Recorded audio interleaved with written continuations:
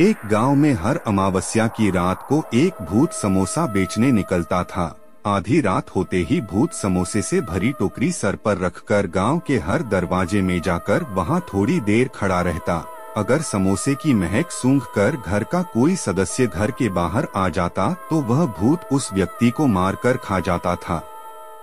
गांव वाले भूत से बचाने के लिए हर अमावस्या को सोने से पहले घर में सुगंधित अगरबत्ती जलाकर सोते थे, जिससे समोसे की महक न आए, क्योंकि अगर किसी ने भूत के द्वारा लाए समोसे की महक सूंघ ली तो वह भूत के वश में आ जाता था।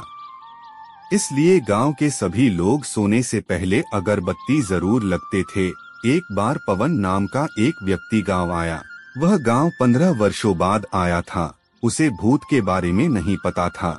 वह अपने परिवार के साथ 15 साल पहले गांव छोड़कर रीवा आ गया था। रीवा में उसने समोसे का होटल खोलकर व्यापार करता था। गांव आने का उसका मकसद था कि गांव की जमीन को वह किसी को बेचना चाहता था। गांव वाले पवन से नफरत करते थे, क्योंकि समोसे वाला भूत पवन के गांव छोड़ने के बाद ही आया था। लोगों को लगा कि पवन ने ही गांव में जादू टोना करवा के गया है। पवन के सभी पूर्वज समोसे का व्यापार करते थे और भूत भी समोसे लेकर आता था। इसलिए सबको विश्वास था कि भूत और पावन का संबंध है, और इसलिए गांव वालों ने पावन को भूत के बारे में नहीं बताया था। जिस रात पवन गांव आया था उस रात अमावस्या का दिन था। समोसा वाला भूत सबसे पहले पवन के घर ही आया। पवन उस समय कोई किताब पढ़ रहा था। तभी उसे समोसे की महक आई। यह महक बिल्कुल उसे द्वारा बनाए गए समोसे की तरह थी, इसलिए उसे ताज्जुब हुआ। पवन इस महक से परिचित था। जब भी वह समोसे बनाता तो ऐसे ही महक आती थी, इसलिए उसे भूत के समोसे की महक से कुछ नहीं हुआ। पर उसे ताज्जुब हुआ कि मेरी तरह ही और कौन समोसा बनाता है। यह देखने के लिए उसने दरवाजा खोला तो उसके होश उड़ गए। बाहर एक भूत समोसा लिए खड़ा था। पवन के बाहर आते ही भूत उसे लेकर हवा में उड़ गया और पास के जंगल में उसे ले गया।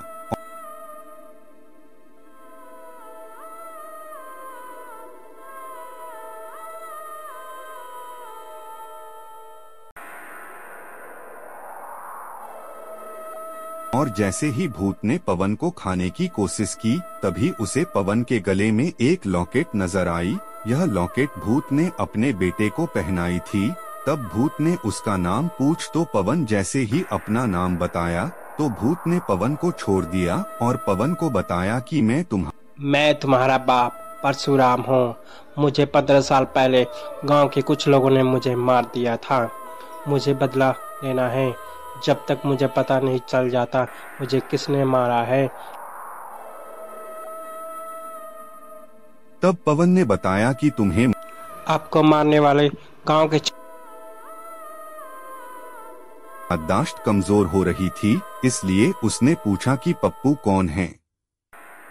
तब पवन ने बताया कि चिरौंजी काका के सबसे छोटा लड़का। यह सुनते ही समोसे वाला भूत पवन को वही छोड़कर हवा में उड़ गया और पप्पू के घर पहुंच गया, और पूरी रात वही उसके घर के बाहर ही अगरबत्ती के खत्म होने का इंतजार करने लगा। रात 3 बजे अगरबत्ती की महक आना बंद हो गई। तब पप्पू के घर में समोसे की महक फैल गई और पप्पू ने उस महक को सूंघ लिया और भूत के वश में आ गया।